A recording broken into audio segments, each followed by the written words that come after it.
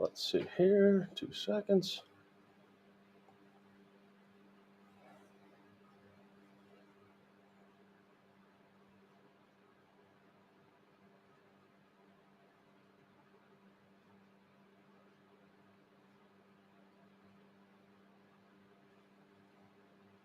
Having some minor technical difficulties. Give me just a second, everybody. Thank you.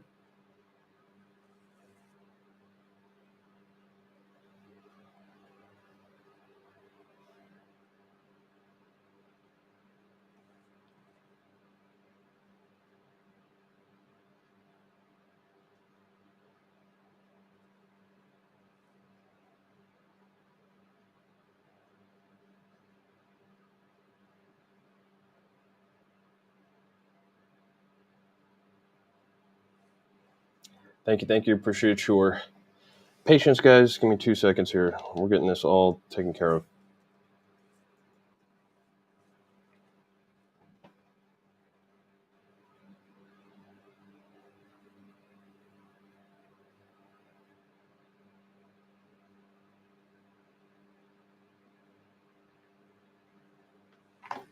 Of course.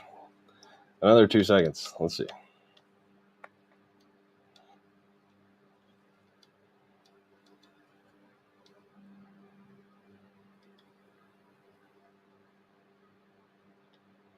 Anyways, last night was insanely fun.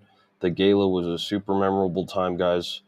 I don't even, have words to describe the essence of the night. It was awesome. There was really just a moment there where time got to stand still for a little while and everything just felt all right. And I think that's what everybody was there for. So that was awesome.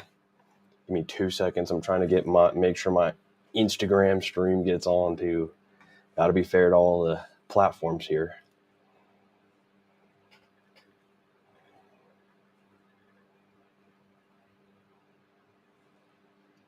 All right, much better.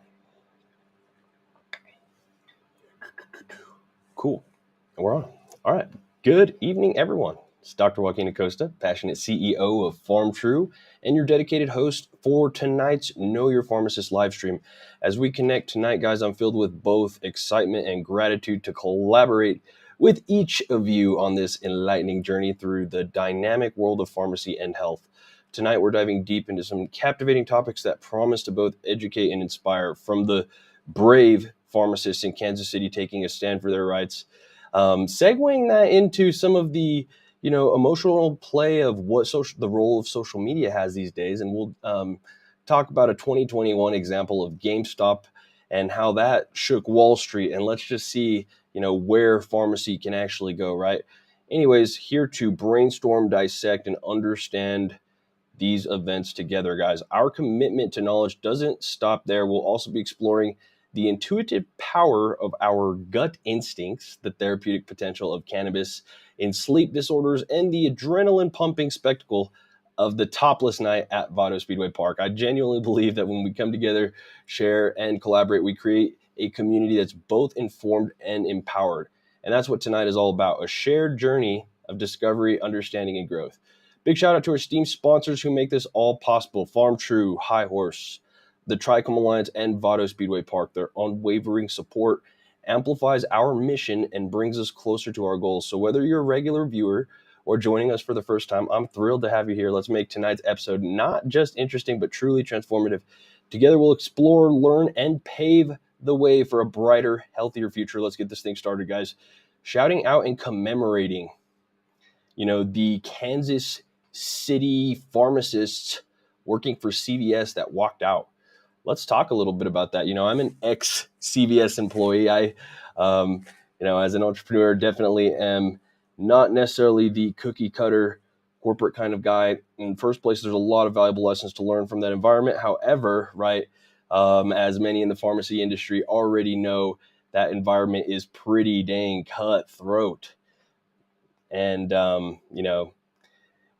patients know how it is to suffer with a retail behemoth of a pharmacy that doesn't, cooperate very well with their employees. And then thus you end up dealing with their employees over actually, them So things aren't getting any better for CVS right now because, in Kansas City, these pharmacists had enough, and it does take some absolute cojones to be able to do a walkout on your work. You know what I mean?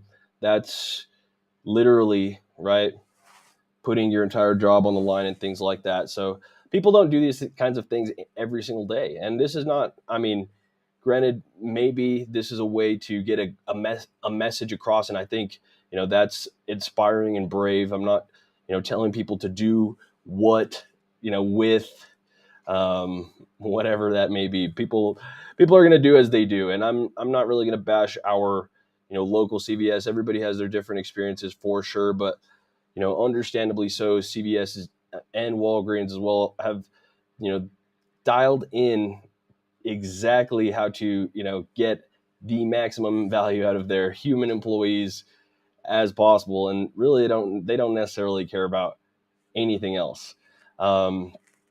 Patient care is kind of an afterthought too, right? Cutting hours and budgets and things like that, where patient safety and patient care actually do start becoming at risk.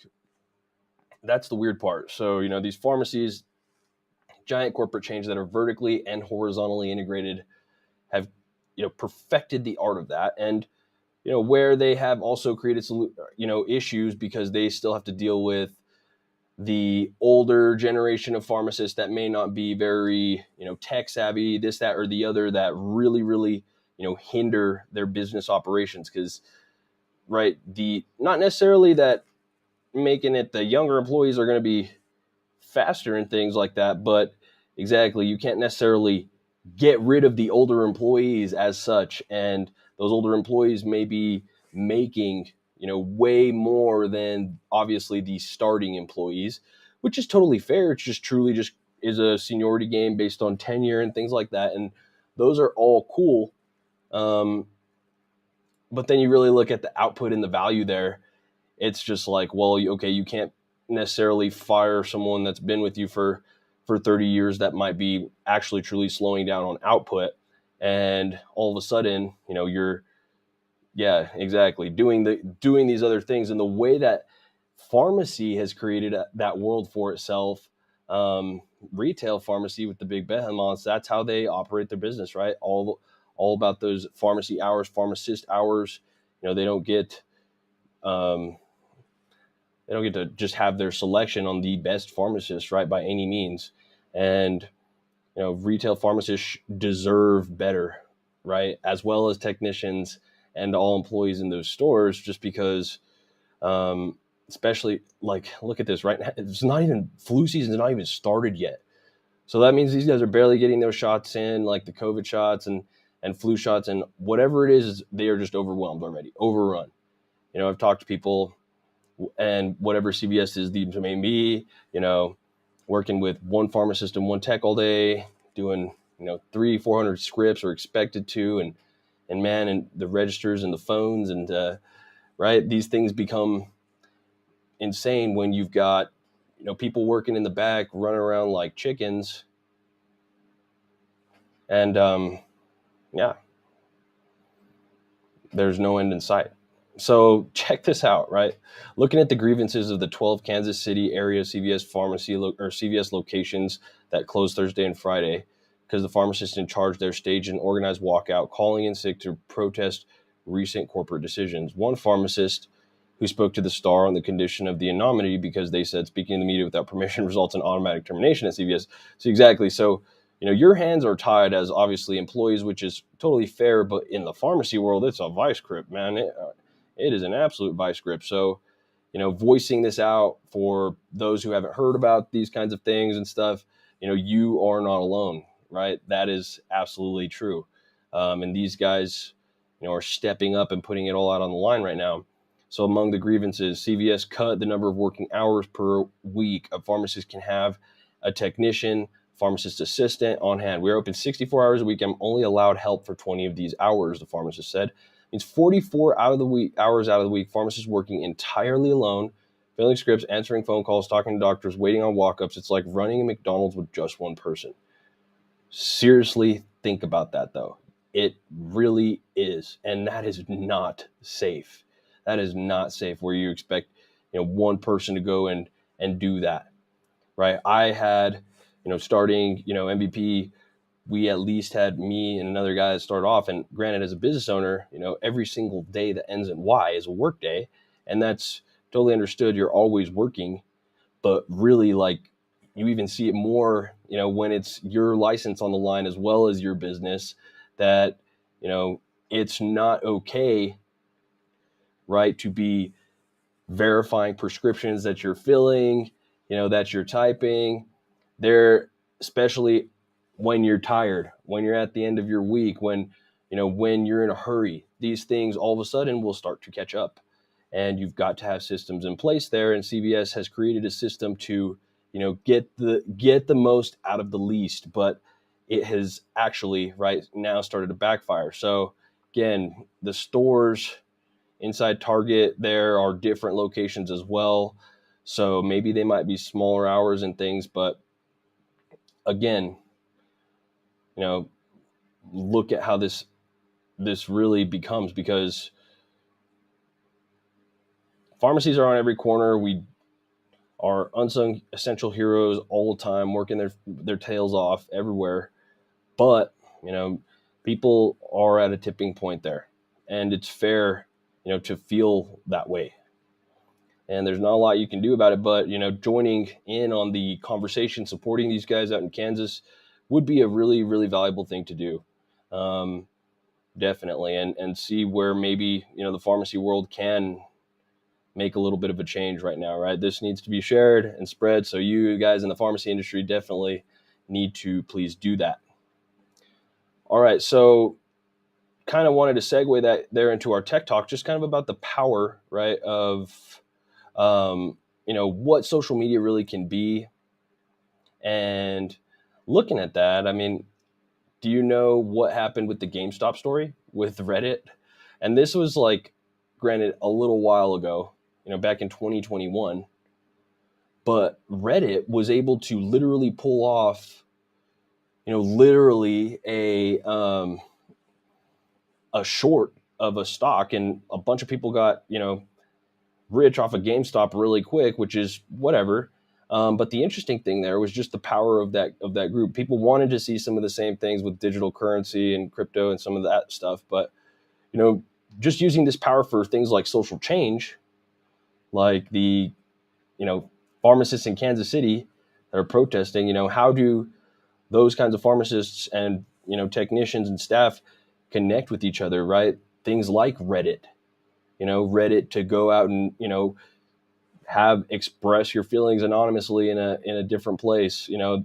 People, pharmacists and pharmacies are able to already outlet themselves like that a little bit, but it would be interesting to see a larger group, in my opinion, of pharmacists in these pharmacies that would actually try to strike some social change, using social media to connect and actually solve some problems. And there we could really hope that there is a spirit of, hey, let's make the world a little bit of a better place. And that leads to my next segment, guys, which is just truly talking about the power of intuition and trusting your gut instincts. So in there, I don't know if anybody has ever heard of the Iowa gambling task.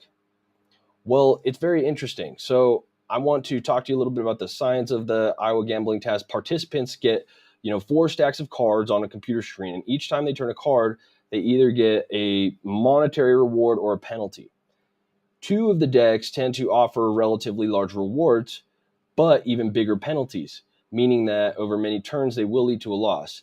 The other 2 decks provide relatively small rewards, but even smaller penalties, meaning that they are the safer options. The partners aren't told which decks are going to be profitable, but after about 40 attempts, many people start to form a hunch of which ones will start leading to bigger wins. The participants' non-conscious mind, it seems, has started to notice the patterns of the wins and losses, even if they cannot explain the reason that they are making these choices beyond having a gut feeling. Importantly, the improvements in performance often follow systematic physiological changes as the participants make their decisions. When they start to approach the riskier decks, for instance, most people begin to show a stress response, such as a slight change in the heart rate and sweating in the skin. These changes, known as somatic markers, seem to act as a warning that prevents the participant from making the wrong choice. And they may underlie a sense of having a gut instinct. So, right, what does that mean? Without this kind of intuition, people can run into serious problems in life. Some neurological patients are unable to form somatic markers, for instance, without gut feelings to guide them. They often remain stuck in analysis paralysis when asked to make a choice. And when they do take a decision, they fail to see the risk in what they are doing. They may invest all their money in a poor business proposal, for example, while others would have had a strong instinct to distrust the venture.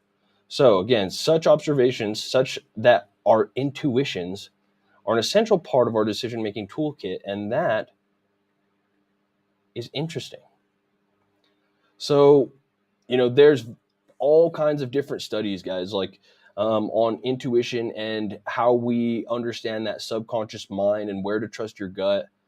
You can look at where that could be applied, right? Whether it's in, someone designing, cars, or hiring, or learning, right? And taking tests, where you overthink things and have, emotional intelligence on these situations, as well as, right, the ability to know your gut and trust it. It's very interesting that there is a true science and a potential there that does take deeper, inner work to discover.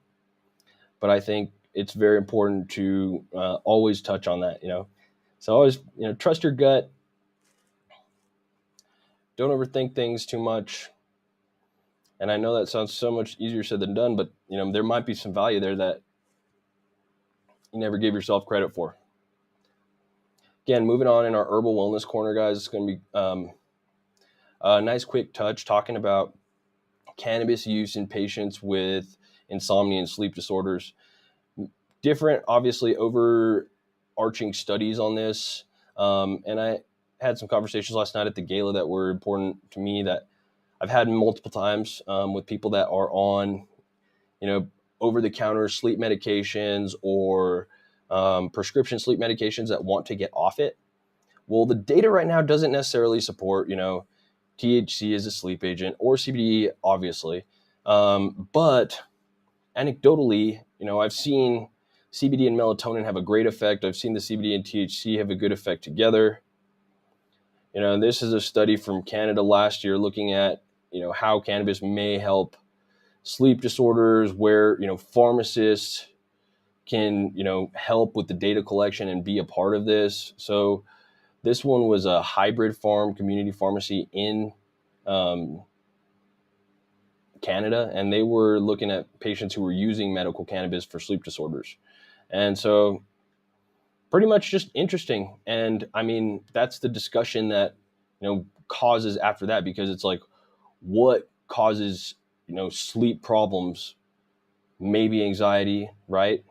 Well, here in this case, most patients that they identified during the chart review indicated that they had been diagnosed with anxiety. So patients that reported reduced anxiety at night were able to sleep better, and cannabis was able to help with that indication, right? So things like sleep or anxiety and pain can get relieved, so the sleep could be better. So maybe the cannabis was not, the best part in inducing the sleep, but those other parts, right, were there. And right, if you're on multiple sleep agents, or people who are on multiple sleep agents, I would suggest, right, starting with either you're using your CBD or THC or THC melatonin or CBD melatonin or whatever it may be, 1-to-1, and using that incrementally, starting low and going slow, to replace and substitute whatever you're on, one medication at a time. And that's, I think, a great idea. People that sleep with tinctures beside their bed have great long-lasting sleep that I have dealt with in those situations, right? You don't want to wake up and, for instance, doing some sort of smoking routine in the middle of your sleep. But here, right, in this one, With the follow-up recommendations from the pharmacist or the nurse practitioner, 34% were using only CBD, 21% were using combo THC CBD. Many patients were using multiple medical cannabis products with high CBD during the day and THC CBD 1-to-1 at night. So many different ways to attack that. And that's the cool part. All right, guys. So either way, that's going to be the end of the Herbal Wellness Corner segment. I'm not going to go into every single bit of data there, but what I can tell you is data definitely does not support right now cannabis and sleep. Although you may hear a lot of people notoriously use the word cannabis and sleep interchangeably, data doesn't necessarily support it. So you cannot go and make those medical claims, but you can show how they can be used harmoniously and how it can support sleep, right? So guys, moving on to Community Spotlight, highlighting Vado Speedway Park. Tomorrow night is Topless Night. It's going to be a fantastic time over there. It's going to be the one time this year that the race cars actually drive without their top upper body panels. So that's going to be fun. Watch those cars take their tops off. The poor drivers, I don't think are, excited about getting absolutely sprayed with dirt all the time. But I'm sure they are. It's only one night. Anyways, it's going to be fun. Tomorrow night, Vado Speedway Park, Saturday night. See you guys there.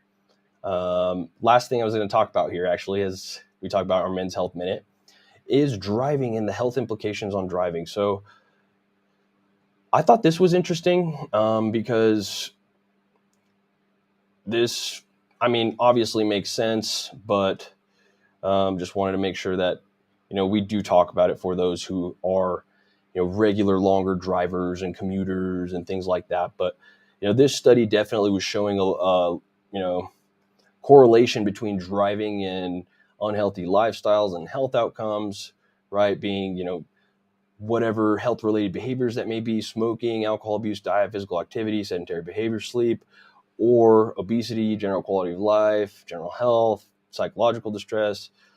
Anyways, study was showing that driving is a potential lifestyle risk factor for public health because of that. Associations consistently showed a dose response pattern, and more than 120 minutes of driving per day had the strongest and most consistent associations with the majority of the outcome. So, driving 2 hours per day in a car, you may be more statistically inclined for bad health outcomes, right? To be a regular smoker or drinker, or not good sleeper, this, that, and the other. So when you look at lifestyles and things that do contribute to that, if you're going to be a commuter, what can you do to start preventing these things and know that your risk might be this or that? Those are all the good questions to consider. So I'm not saying don't stop, if you've got whatever commute you've got to make, don't stop making it. What if you're a trucker, right? You can only do so much, but just knowing, right, that activity, you have to counterbalance it, because it just leads to other behaviors statistically, and you might end up already notice that they are there. Other than that, I'll leave you with that, guys. Been a heck of a Friday, cooling off from the gala, and I can't wait to even share all the good pictures and stuff. But very good. We will see you guys on Monday. Hope